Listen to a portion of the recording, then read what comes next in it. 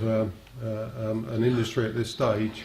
So we've got material suppliers, people like CPI up at Sedgefield, Epigem, Cambridge Display Technology, DuPont Teijin Films. I won't go through all these, but we've got a good thing as well is we've got a lot of process and manufacturing equipment suppliers.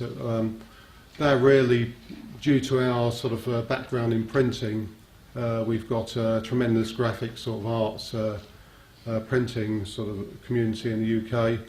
Right through to device design and manufacturer, you've got some big companies like Hewlett-Packard and Plastic Logic, CDT, and also smaller ones like Novalia and Polyphotonics making devices.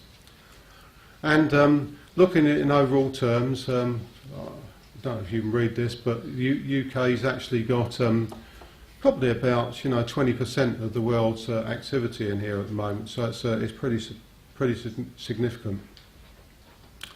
In terms of a strategy, government,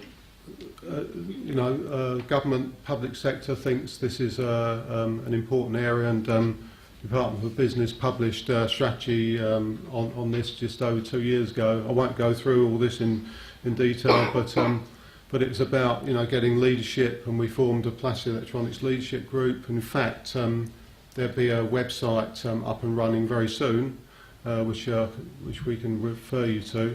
It's about identifying market opportunities, about getting companies in the UK, people in the UK in global value chains. That means getting them in, working with people in the Far East, for example, and working with UK trade investment. Getting the right environment for investment and growth, investing in the right skills, of course.